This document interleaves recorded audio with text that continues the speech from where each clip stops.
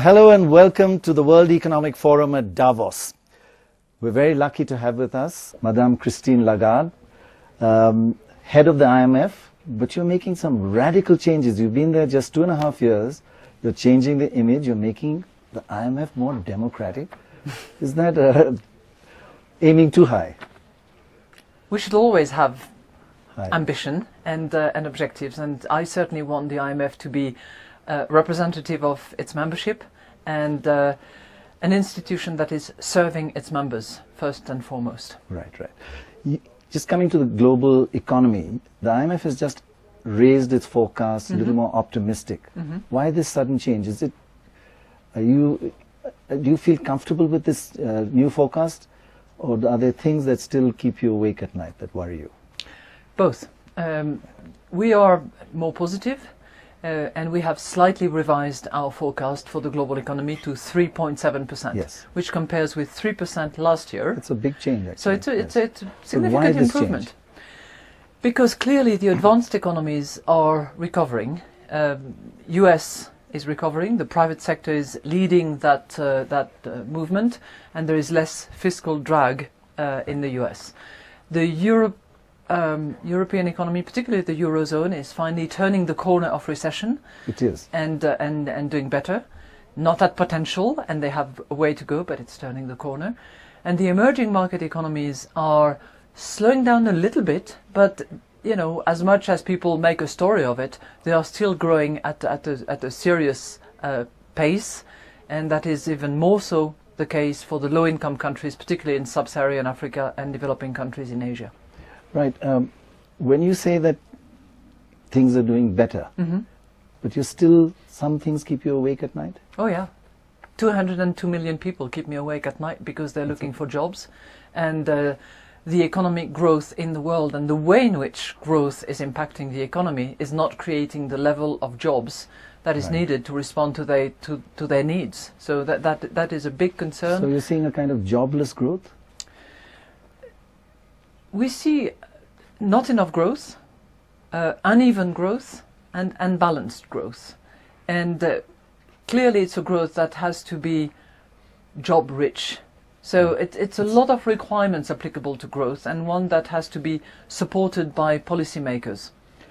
One of the other statements that you've just made is that the risk of deflation is still greater than the risk of inflation. Now, is that a slightly view of the Western nations, because India and many other countries are suffering from inflation? Yeah, it predominantly applies to some of the advanced economies, and not all of them, but we are seeing in the advanced economies inflation being below and sometimes way below the target set by central bankers. Right.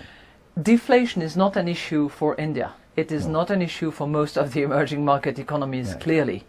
So the issue is more inflation in those countries. Yes. So it's deflation in the advanced economies and inflation in the It's a risk of deflation. We don't have deflation at Yes. all. We see that as with a relatively low probabilities of about 15-20%, but it's there, and we have to mention it. 15-20%. Yes. And inflation is a reality of most of the emerging market economies, particularly India. How should India handle its inflation, do you feel?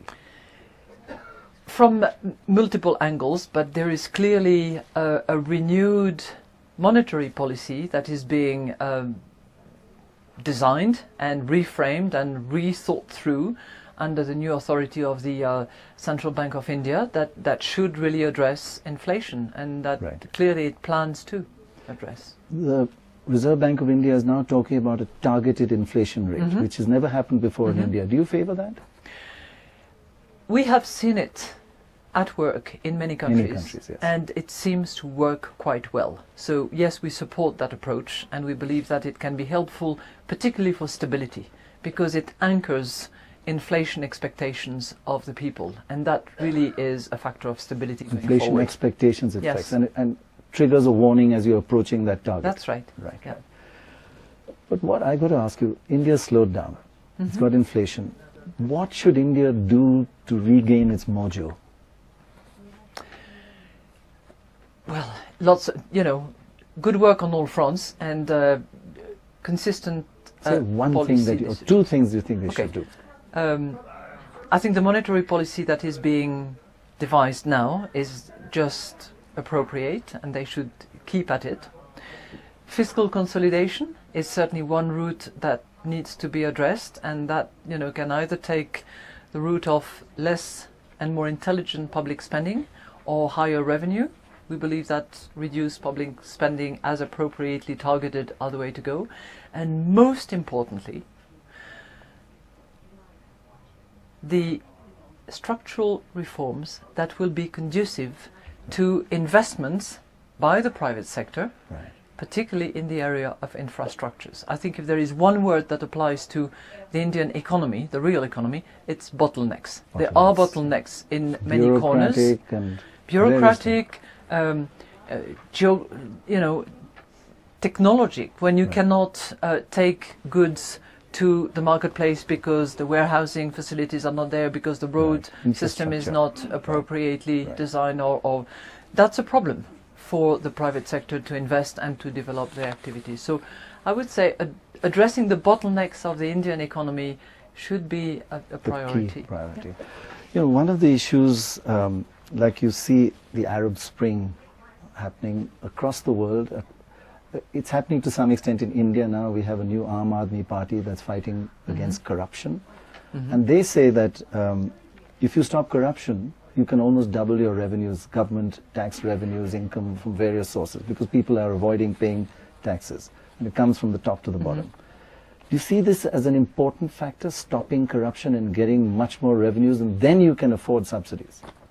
Stopping corruption in all countries where there is corruption is absolutely key. Crucial. And there is plenty of evidence and research that demonstrate that economies that are plagued with corruption are crippled and cannot operate at full capacity. So yes, fighting corruption is a necessity in all countries where it applies. Yeah. How important would you put that in a scale? Is that, like many people say, India, that's our #1 problem. Stop corruption and you'll have much more elbow room to do things that you want to, because you'll get more revenues. You know, I use the word bottlenecks, Yeah. and bottlenecks can take multiple forms, including that of rampant corruption. Right. One of the issues that everybody in India is worried about is that with the tapering of quantitative easing in America, interest rates will rise and funds will go to America. Yeah. The rupee and other emerging market currencies will weaken. How should India handle this quantitative easing slowly being tapered up? India should handle the spillover risk of the tapering that will take place by doing exactly what we have just discussed. Consolidate the economy, having a more business-friendly environment to favor investment and to keep the money that flew to India in India, and addressing the bottlenecks issue as we just discussed. Investors are they are smart. Right. They know where it will make sense for them to keep their money and to. But very often they go by small signals, and like, for example, India made a mistake by introducing a retrospective tax, and that had a great psychological impact. So is India actually in many ways making mistakes and committing suicide itself? Nobody's doing anything to us, we're just doing it to ourselves? It's often the case, and I think the more the authorities will listen to investors, to international financial institutions such as the IMF, to people with good common sense, and also learning from history. I mean, having gone through this retroactivity of taxation drama, must have taught a few lessons to any policymakers in India and elsewhere. You think our politicians learn lessons? I don't think so. They're like immune. Well, if politicians in any place do not remember, then the other players in the economy should remind them, including business leaders, including international financial institutions. The IMF is also here to do that. But one of the things our leaders do remember, and that is our voters, because our voters now are pushing our democracy. Yeah. Voters are demanding electricity, water, roads. So they're pushing the politicians to deliver. If they don't deliver, they're out. So do you see that force of democracy as a benefit for growth? A lot of people say democracy actually slows down growth. But here our voters are pushing the politicians, do something. It might slow down in the very short term, but it's a stability factor in the medium and long term. There is no question about that. And to have, political forces, grassroots politicians, grassroots voters actually express their views and say what they think is right for their country is a strength, and is regarded as a strength for India. No question about it. That's very good. Our neighbor, China, which has such an impact around the world, some signs of credit defaults in the shadow banking system. Is it a worry that if China slows down significantly, it could have an impact across the world? China is the second largest economy in the world at the moment, right. And when such a sizable economy slows down, it clearly has impact on the commodity markets, on those countries that trade with China. But we don't see a massive slowdown. We see a slightly reduced growth rate for China, and